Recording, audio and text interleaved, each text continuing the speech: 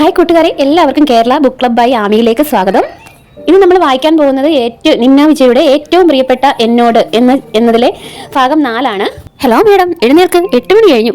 തണുത്ത കൈകൾ കൊണ്ട് സാക്ഷി നെറ്റിയിൽ കൈവച്ചപ്പോഴാണ് ഉണർന്നത്. ഇന്നിനി കുളിക്കാനൊന്നും നേരമില്ല. അവൾ വേഗം ഡ്രസ്സ് മാറി സാക്ഷിക്കൊപ്പം മെസ്സിലേക്ക് നടന്നു.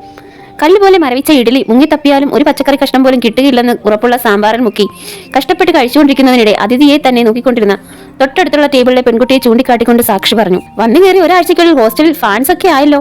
അതിഥി സാക്ഷി ചൂണ്ടിക്കാട്ടിയിടത്തേക്ക് നോക്കി. ഇന്നലെ കണ്ട അതേ പെൺകുട്ടി തന്നെ. ഇന്നലത്തെ വരാന്തക്കഥയെല്ലാം വിശദമായി കേട്ട ശേഷം നീ അവളോടൊന്ന് പോയി സംസാരിക്കൂ, നിങ്ങൾ ഒരേ നാട്ടുകാരല്ലേ എന്ന ഉപദേശം നൽകി സാക്ഷി ഓഫീസിലേക്ക് തിരിച്ചു. ഊബറിന് കാത്തു നിൽക്കവേ തനിക്ക് മുന്നിലൂടെ ധൃതിപ്പെട്ട് നടന്നുപോയ അവളെ വിളിക്കണോ എന്ന് അതിഥി ഒരു നിമിഷം ആലോചിച്ചു. എന്തായാലും കാര്യങ്ങൾക്ക് ഒരു തീരുമാനമാക്കാം എന്നുറപ്പിച്ച് പിറകെ ഓടി. അവളുടെ കൈ കടന്നു പിടിച്ച് അതിഥി പറഞ്ഞു, അതെ താൻ ഇന്നലെ മലയാളം സംസാരിക്കുന്നത് കേട്ടതുകൊണ്ട് വന്ന് നോക്കിയതാണ്, അല്ലാതെ ശല്യപ്പെടുത്തണം എന്ന് കരുതിയതല്ല. സോറി. അത് സാരല്ല, ഞാനും ഇന്നലെ നല്ല മൂഡിലായിരുന്നില്ല, അതാ ഒന്നും മിണ്ടാതെ പോയത്. എന്റെ പേര് ദേവിക, ഇവിടെ വിഷ്വൽ കമ്മ്യൂണിക്കേഷൻ പഠിക്കുന്നു. കൂടുതൽ പരിചയപ്പെടുന്നതിന് മുൻപേ അതിഥിയുടെ ക്യാബ് വന്നു. വൈകിട്ട് കാണാമെന്ന് വാക്ക് നൽകി അതിഥി ഓഫീസിലേക്ക് തിരിച്ചു. നീ എന്തിനാ ഫാമിലി ഗ്രൂപ്പിൽ നിന്നും ലെഫ്റ്റ് അടിച്ചത്? ഇന്നലെ കല്യാണത്തിന് പോയപ്പോൾ എല്ലാവരും ചോദിച്ചു, ജോലി കിട്ടിയ വലിയ ആളായതിന്റെ അഹങ്കാരമാണോ ആ മോൾക്കെന്ന്. ക്യാബ് ഇറങ്ങി ഓഫീസിലേക്ക് നടന്നുകൊണ്ടിരുന്ന അതിഥിയോട് ഫോണിലൂടെ അമ്മ അല്പം ദേഷ്യത്തോടെ ചോദിച്ചു. രാവിലെ തന്നെ റോസാപ്പൂവും ചെമ്പരത്തിപ്പൂവും വെച്ച 10-15 ഗുഡ് മോർണിംഗ് മെസ്സേജ്. അത് പോരാത്തതിന് കൊക്കക്കോളയിൽ പുഴു കൊണ്ട് കുടിച്ചാൽ ക്യാൻസർ വരുമെന്ന് പറഞ്ഞ് വാട്സപ്പ് ഉണ്ടായ കാലത്തെ കൊട്ടക്കണക്കിന് ഫോർവേഡ് മെസ്സേജ്. ഇതൊക്കെ പോട്ടെ എന്ന് വെക്കാം. രാവിലെയും ഉച്ചയ്ക്കും കഴിച്ച ഫുഡിന്റെ ഫോട്ടോ വരെ ഗ്രൂപ്പിലിട്ട് വെറുപ്പിക്കുന്നത് എന്തിനാ? അവളും വിട്ടുകൊടുത്തില്ല. നിനക്കിഷ്ടമല്ലെങ്കിൽ നീ മിണ്ടണ്ട. പക്ഷേ ലെഫ്റ്റ് അടിച്ചത് എന്തിനാ? അപ്പും ഉണ്ടല്ലോ ഗ്രൂപ്പിൽ. അവൻ ഇതൊന്നും പ്രശ്നമല്ലല്ലോ. നിന്നേക്കാൾ 2 വയസ്സ് ചെറുതാണ് അവൻ. പക്ഷെ നല്ല വകതിരിവുണ്ട്. അത് വകതിരിവിന്റെ അല്ല, അവന് എല്ലാരെയും സുഖിപ്പിച്ച് നിർത്തണം, അതിനാണ്. അല്ലെങ്കിലും അമ്മയ്ക്ക് ഞാൻ ചെയ്യുന്നതെല്ലാം തെറ്റാണല്ലോ. അവൻ എന്ത് ചെയ്താലും അതൊന്നും പ്രശ്നമല്ല. എന്നെ അമ്മ വല്ല തവിടും കൊടുത്ത് മേടിച്ചതാണോ? അവൾക്ക് പെട്ടെന്ന് സങ്കടം വന്നു. മേടിച്ചതാണ്, ഇങ്ങനെ തല തിരിഞ്ഞതിനെ മേടിക്കുവോ? നല്ലത് നോക്കി മേടിച്ചേനെ. അമ്മു, രാവിലെ തന്നെ നീ തല്ലുകൂടാൻ വരണ്ട. ഞാൻ പറയാൻ ചെറിയച്ഛനോട് ഗ്രൂപ്പിൽ ആഡാക്കാൻ. പിന്നെ നിനക്ക് മെസ്സേജ് അയച്ചിട്ട് നീ റിപ്ലൈ കൊടുക്കുന്നില്ല, നിന്റെ ഫോട്ടോ ഒന്നും കാണുന്നില്ല എന്നൊക്കെ പറഞ്ഞല്ലോ ചെറിയമ്മ. കാണില്ല, ഞാൻ എല്ലാവരും ബ്ലോക്ക് ആക്കിയതാ. ഇഷ്ടമുള്ള ഒരു ഫോട്ടോ ഇട്ടാൽ അപ്പോൾ തുടങ്ങും. അമ്മുവിന് സ്ലീവ്ലെസ് ചേരില്ല, മുട്ടിന് താഴെ ഇറക്കമുള്ള ഉടുപ്പ് ഇട്ടുകൂടാ, ലിപ്സ്റ്റിക് ഇട്ടാൽ ചുണ്ട് കറുത്തു പോകും എന്ന് തുടങ്ങി ഉപദേശം. അവർ പറയുന്നതിന് എന്താ തെറ്റ്? നീ അമ്മ മുഴുവനാക്കുന്നതിന് മുൻപേ അവൾ ദേഷ്യത്തിൽ ഫോൺ വെച്ച് ഡെസ്കിലേക്കുള്ള ഡോർ അല്പം ദേഷ്യത്തിൽ തള്ളി തുറന്നു. കോഫിയുമായി പുറത്തിറങ്ങാൻ തുടങ്ങിയ ആദിയും ശക്തിയും അവളുടെ വരവ് കണ്ട് കുറച്ചൊന്ന് മാറി നിന്നു. രാവിലെ നല്ല കലിപ്പിലാണല്ലോ. അവരെ ശ്രദ്ധിക്കാതെ മുന്നിലൂടെ വേഗത്തിൽ നടന്നുപോയ അതിഥിയെ പിറകിൽ നിന്നും വിളിച്ച് ആദി ചോദിച്ചു. അയ്യോ, ഞാൻ നിങ്ങളെ കണ്ടില്ല, വിശേഷിച്ചൊന്നുമില്ല. അമ്മയുമായി ചെറിയൊരടി. അത് സ്വാഭാവികം. എന്തായാലും ലഞ്ചിന് വായോ, ഞാനൊരു മലയാളി ഹോട്ടൽ കണ്ടുപിടിച്ചിട്ടുണ്ട്, നമുക്ക് അവിടെ നിന്ന് ഫുഡ് വാങ്ങാം. ഓക്കെ, സെറ്റ്, വന്നേക്കാം. അവൾ വേഗത്തിൽ തിരിച്ചു ഡെസ്കിലേക്ക് നടന്നു. ആദ്യ ദിവസം വെറുതെ ഇരുന്നത് കൊണ്ടാകാം ഇന്ന് ശ്വാസം വിടാൻ പോലും സമയമില്ലാത്ത വിധം പണിയായിരുന്നു. വൈകിട്ട് ചായ കുടിക്കാൻ അവളും ആദ്യം ശക്തിയുടെ കൂടെ പുറത്തിറങ്ങി. നീ എന്താ സിഗരറ്റ് വലിക്കാത്തെ? മാറി നിന്ന് പുകവലിച്ചുകൊണ്ടിരുന്ന ശക്തിയെ നോക്കി അതിഥി ആദിയോട് ചോദിച്ചു. ഞാൻ വലിക്കൂലെന്ന് ആരാ പറഞ്ഞേ? ഞാൻ കണ്ടിട്ടില്ല ഇതുവരെ. വലിയ കുടിയും ഒക്കെ ഉണ്ടായിരുന്നു, ഇപ്പം നിർത്തി. വളരെ നല്ല കാര്യം. എന്താ നിർത്തിയേ? അതൊരു തരം ആഡംബരമാണെന്ന് തോന്നി. അതെന്താ? ഒരു മനുഷ്യന് ബേസിക്കായി ജീവിക്കാൻ വേണ്ടത് ഭക്ഷണമാണ്. അത് മര്യാദയ്ക്ക് കിട്ടിയാൽ മാത്രമേ ബാക്കി എന്തിനെക്കുറിച്ചും ആലോചിക്കാൻ പോലും കഴിയൂ. നിനക്കെന്താ ഭക്ഷണത്തിന് കുറവ്? ഉച്ചയ്ക്ക് പൊറോട്ടയും ബീഫും വെട്ടി വിഴുങ്ങുന്നത് കണ്ടല്ലോ. ചൂടാക്കാൻ പറഞ്ഞു. നിനക്കിപ്പോ എന്താ വേണ്ടേ? ഞാൻ സിഗരറ്റ് വലിക്കണോ? ആദ്യം അല്പം കടുപ്പിച്ച് ചോദിച്ചു. എനിക്ക് വേണ്ടി നീ കഷ്ടപ്പെട്ട് വലിക്കൊന്നും വേണ്ട. എന്നാലും ഈ വയസ്സിൽ അത് പെട്ടെന്ന് വേണ്ടാന്ന് വെക്കാനുള്ള കാരണം അറിയാനുള്ള ആകാംക്ഷ കൊണ്ട് ചോദിച്ചതാണ്. പൊതുവെ ആൺപിള്ളേര് അടിച്ചു പൊളിക്കുന്നത് ഇതൊക്കെ വെച്ചിട്ടാണല്ലോ. എല്ലാ ആൺകുട്ടികളും അങ്ങനെയാണോ? അവനൊരു സംവാദത്തിന് തയ്യാറായി. ഞാൻ കണ്ടിട്ടുള്ള കുറേയൊക്കെ അങ്ങനെ തന്നെ. അവളും വിട്ടുകൊടുത്തില്ല.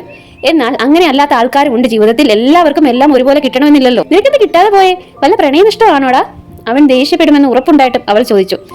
ഞാനൊന്നും പറഞ്ഞില്ല, നീ വന്നേ, എനിക്ക് പോയിട്ട് പണിയുണ്ട്. അവളോട് തർക്കിച്ച് പ്രയോജനമില്ലെന്ന് തോന്നി ചായയുടെ കാശ് കൊടുത്ത് അവൻ വലിച്ചു തീർന്ന സിഗരറ്റ് കുറ്റി ഊതി വീണ്ടും പുക വരുത്താൻ ശ്രമിച്ചുകൊണ്ടിരുന്ന ശക്തിയുടെ കയ്യിൽ നിന്നും അത് പിടിച്ചു വാങ്ങി ദൂരെ എറിഞ്ഞ് അവനെയും കൂട്ടി ഓഫീസിലേക്ക് നടന്നു. മച്ചി സമ്മ കടുപ്പിലിരിക്കെ നീ എന്ന് പറഞ്ഞേ? അവന്റെ പിറകിൽ വേഗത്തിൽ നടന്നുകൊണ്ടിരുന്ന ശക്തി ശബ്ദം താഴ്ത്തി അതിഥിയോട് ചോദിച്ചു. ഞാനൊന്നും ചെയ്തിട്ടില്ല, അവന് കളഞ്ഞിട്ട് പോയ കുട്ടിയെ ഓർമ്മ വന്നു പെട്ടെന്ന്. അവൾ ചിരി അടക്കി അല്പം സീരിയസ് ആയി പറഞ്ഞു. അപ്പടിയാ, ഞാനും നനച്ചേ. പാവമില്ലയാ? ശക്തിക്ക് ചെറിയ വിഷമം തോന്നി.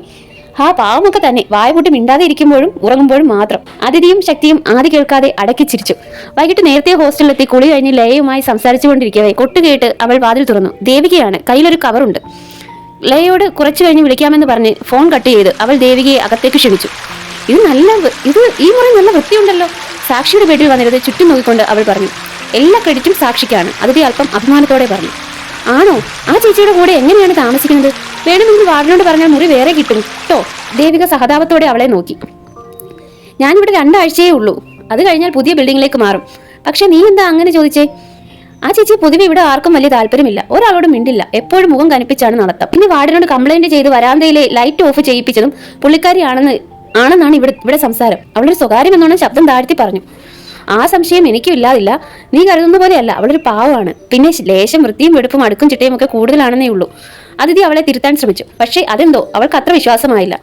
കഴിഞ്ഞ ദിവസം വീട്ടിൽ പോയപ്പോൾ അമ്മ കൊടുത്തുവിട്ട ഉണ്ണിയപ്പം ദേവിക അതിഥിക്ക് നേരെ നീട്ടി. ഇന്നത്തെ വഴക്കൊക്കെ കഴിഞ്ഞോ? മുറിക്ക് ചുറ്റും നടന്നുകൊണ്ടിരുന്ന ദേവിയെ നോക്കി അവൾ ചോദിച്ചു. അതങ്ങനൊന്നും കഴിയില്ല, അവൻ എപ്പോഴും സംശയമാണ്. അവൾ മടിച്ചു പറഞ്ഞു. അവൻ ആരാണെന്ന് അവൾ പറയാതെ തന്നെ അതിഥി ചോദിച്ചു. ഞാൻ ചേച്ചിയെന്ന് വിളിക്കാം അല്ലേ? ദേവിക അവൾക്കരികെ വന്നിരുന്നുകൊണ്ട് ചോദിച്ചു. നീ നിനക്ക് ഇഷ്ടമുള്ള പോലെ വിളിച്ചോളൂ. എനിക്ക് ഫേസ്ബുക്കും ഇൻസ്റ്റാഗ്രാമും എല്ലാം ഉണ്ടായിരുന്നു. കഴിഞ്ഞ ദിവസം അവൻ അതിന്റെ എല്ലാം പാസ്വേഡ് ചോദിച്ചു. പിന്നെ സ്നേഹിക്കുന്നവരാകുമ്പോൾ അങ്ങനെയൊക്കെയല്ലേ? ഞാൻ കൊടുക്കുകയും ചെയ്തു. അന്ന് രാത്രി മുഴുവൻ 1 വർഷം മുന്നേ ഒക്കെ ചെയ്ത ചാറ്റും കുത്തിപ്പൊക്കി ഇതൊക്കെ ആരാ എന്നുള്ള ചോദ്യം ചെയ്യലായിരുന്നു. നമ്മൾ പണ്ടൊക്കെ എത്ര പേരോട് സംസാരിച്ചിട്ടുണ്ടാവും? അതൊക്കെ ഓർത്ത് വെക്കാൻ കഴിയുമോ? എന്റെ മണ്ടത്തരം. ഞാൻ അതൊക്കെ ഡിലീറ്റ് ചെയ്താൽ മതിയായിരുന്നു. ഒടുവിൽ ഞാൻ എല്ലാ ആപ്പും അങ്ങ് ഡിലീറ്റ് ചെയ്തു കളഞ്ഞു. മനസ്സമാധാനം വേണ്ടേ? അവൾ അല്പം ദേഷ്യത്തോടെയും വിഷമത്തോടെയും പറഞ്ഞു. അവൻ ഈ പറഞ്ഞ സോഷ്യൽ മീഡിയ ഒന്നുമില്ലേ? ഉണ്ടല്ലോ. നീ അതിന്റെ പാസ്വേഡ് ചോദിച്ചില്ലേ? എനിക്കെന്തിനാ അവന്റെ പാസ്വേഡ്? ഇനി വല്ലതും ചോദിച്ചാൽ തന്നെ നിനക്ക് എന്നെ വിശ്വാസമില്ലല്ലേ എന്ന് പറഞ്ഞ് 2 ദിവസം മിണ്ടാതിരിക്കും. അപ്പോൾ അവനെന്തിനാ നിന്റെ പാസ്വേഡ്? അവൻ നിന്റെ വിശ്വാസമില്ലേ? അതിഥി എടുത്തടിച്ച പോലെ ചോദിച്ചു. ഒരു നിമിഷം ദേവിക എന്ത് പറയണമെന്നറിയാതെ നിശബ്ദയായി. എനിക്കറിയില്ല ചേച്ചി, പക്ഷേ എന്നെ വലിയ കാര്യമാണ്. കോളേജിൽ ചേർന്ന് ഫസ്റ്റ് ഇയർ മുതലേ എൻ്റെ പിറകെ തന്നെയായിരുന്നു. അവസാനം ഈ വർഷമാണ് ഞാൻ എസ് പറഞ്ഞത്. കോളേജിൽ എല്ലാവർക്കും ഞങ്ങളുടെ റിലേഷൻ കാണുമ്പോൾ ചെറിയ അസൂയൊക്കെ ഉണ്ട്. അവനാണെങ്കിൽ സ്പോർട്സിൽ എപ്പോഴും ഫസ്റ്റാണ്. എനിക്ക് വേണ്ടി എന്ത് വേണമെങ്കിലും ചെയ്യും. പിന്നെ നമ്മൾ സ്നേഹിക്കുന്ന കുട്ടി പണ്ട് ആൺകുട്ടികളോട് ചാറ്റ് ചെയ്തതൊക്കെ കാണുമ്പോൾ ആർക്കാരും ലേശം പോസിറ്റീവ്നെസ് ഉണ്ടായില്ലേ? അത്രയേ ഉള്ളൂ. പണ്ടത്തെ ചാറ്റിൽ ഒരു ഹായ് ബൈ ഒക്കെ ഉള്ളൂവെങ്കിലും ആൺകുട്ടികൾക്ക് അതൊക്കെ വലിയ കാര്യമല്ലേ? അതിൻ്റെയാ. അവൻ ആള് പാവുക, എന്നെ വലിയ ഇഷ്ടമാണ്. അവളോട് പ്രത്യേകിച്ചൊന്നും പറഞ്ഞിട്ട് കാര്യമില്ലെന്ന് അതിഥിക്ക് മനസ്സിലായി. അവൾ സംസാരം ഹോസ്റ്റലിലെ ഫുഡിലേക്കും നാട്ടിലെ വിശേഷങ്ങളിലേക്കും വഴിതിരിച്ചു വിട്ടപ്പോഴേക്കും സാക്ഷി എത്തി. അവളെ കണ്ടതും ദേവിക ബായി പറഞ്ഞു മുറി വിട്ടു. അവളെന്താ പെട്ടെന്ന് പോയതെന്ന് സാക്ഷി സംശയത്തോടെ ചോദിച്ചു. നിന്നെ പേടിച്ചിട്ടാണെന്ന് പറഞ്ഞപ്പോൾ സാക്ഷിക്ക് ചിരി വന്നു. നിന്റെ ഈ നടപ്പും വൃത്തിയും ഒന്നും ആൾക്കാർക്ക് പിടിക്കാഞ്ഞിട്ടാകുമെന്ന് അതിഥി കളിയാക്കി. നീയാണ് വരാന്തയിലെ ലൈറ്റ് വിഷയം വാർഡന്റെ ചെവിയിൽ എത്തിച്ചു തന്ന ഒരു സംസാരമുണ്ടെന്ന് പറഞ്ഞപ്പോഴേക്കും മുഖം വീർപ്പിച്ച് അവൾ കുളിക്കാൻ പോയി. ഒരു മുട്ടായി കള്ളാസ് 5 മിനിറ്റ് മേശപ്പുറത്ത് കണ്ടാൽ പോലും സാക്ഷി മുഖം വീർപ്പിക്കും.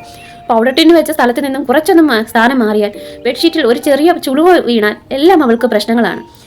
എന്തായാലും അധികകാലം ഇവൾക്കൊപ്പം ജീവിച്ചു പോകാനാകില്ലെന്ന നല്ല ബോധം അതിഥിക്കുണ്ട്. പക്ഷേ ഒരു 2 ആഴ്ചയൊക്കെ പല്ല് കടിച്ച് സഹിക്കാവുന്നതേ ഉള്ളൂ എന്നവൾ മനസ്സിലോർത്തു.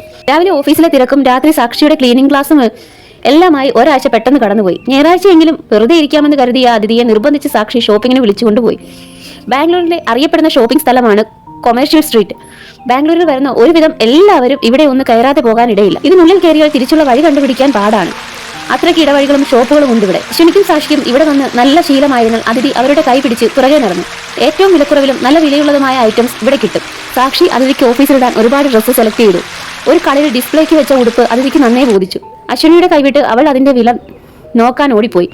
റേറ്റ് കണ്ട് അന്തം വിട്ട് നിന്ന അതിഥിയേന്നു സാക്ഷി പറയാതെ പോയതിന് ചീത്ത പറഞ്ഞ് അവിടെ നിന്നും വലിച്ചുകൊണ്ടുപോയി. സാക്ഷിക്ക് മോതിരങ്ങളുടെ ഒരു പ്രത്യേക ഇഷ്ടമാണ്.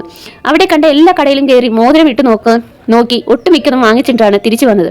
മോതിരം ഇടാൻ വിരലിൽ സ്ഥലമില്ലാതായപ്പോൾ അവൾ കയ്യിലുണ്ടായിരുന്ന ഡയമണ്ടിന്റെ മോതിരം ഊരി അതിഥിയുടെ ബാഗിലിട്ടു. ഓടി നടന്ന് സാധനങ്ങൾ വാങ്ങിച്ച സാക്ഷിയെ അവർ ഒരുവിധം പിടിച്ചു നിർത്തി. പുറത്തുനിന്ന് ഭക്ഷണമെല്ലാം കഴിച്ച് വൈകുന്നേരമായപ്പോഴാണ് ഹോസ്റ്റലിലേക്ക് തിരിച്ചത്. ഷോപ്പിങ്ങും കറക്കവും എല്ലാം കഴിഞ്ഞ് അതിഥി റൂമിലെത്തിയപ്പോഴേക്കും രാത്രിയായി. കുളി കഴിഞ്ഞ് അവൾ ഡയറി എടുത്തു.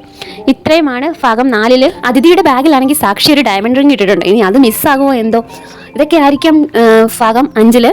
എല്ലാവർക്കും ഈ വീഡിയോ ഇഷ്ടപ്പെട്ടു എന്ന് വിചാരിക്കുന്നു. കമന്റിൽ ടൈപ്പ് ചെയ്തേക്കണേ. ഈ വീഡിയോ എല്ലാവർക്കും ഇഷ്ടമായെന്ന് വിചാരിക്കുന്നു. ഇഷ്ടമായെങ്കിൽ ലൈക്ക് ചെയ്യുക, ഷെയർ ചെയ്യുക, സബ്സ്ക്രൈബ് ചെയ്യുക. Signing off, Ami.